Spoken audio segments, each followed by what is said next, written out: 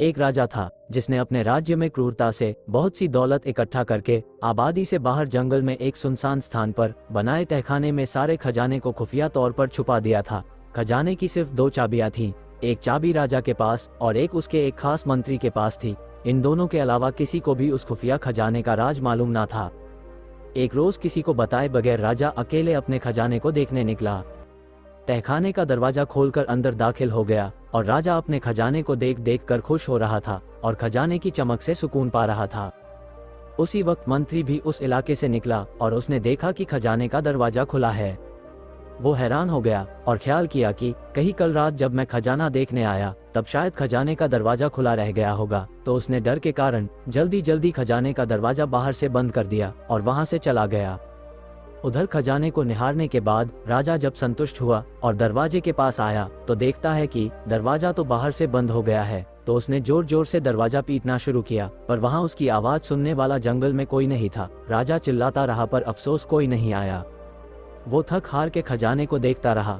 अब राजा भूख और प्यास से बेहाल हो रहा था। राजा पागलों जैसा हो गया था। वो रेंगते रेंगते हीरो के संदूक के पास गया और बोला, ए दुनिया के नायाब हीरो, मुझे एक गिलास पानी दे दो।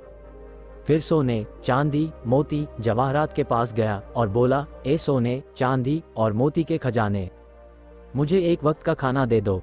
राजा को ऐसा लगा कि जैसे हीरे मोती उसे बोल रहे हो कि तेरी सारी जिंदगी की कमाई तुझे एक गिलास पानी और एक समय का खाना तक नहीं दे सकती। राजा भूख से बेहोश होकर गिर गया।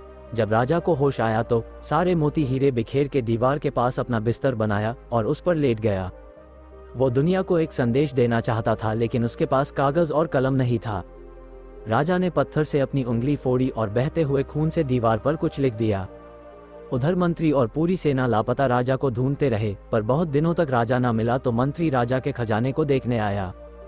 उसने देखा कि राजा हीरे जवाहरात के बिस्तर पर मरा पड़ा है और उसकी लाश को कीड़े मकोड़े खा रहे थे। राजा ने दीवार पर खून से लिखा हुआ था, ये सारी दौलत मुझे एक घूंट पानी और एक निवाला तक नहीं दे सकी।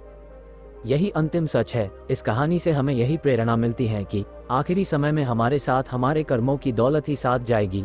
चाहे आप कितनी बेईमानी से हीरे, सोना, चांदी, धन इकट्ठा कर ले, सब यही धरा रह जाएगा।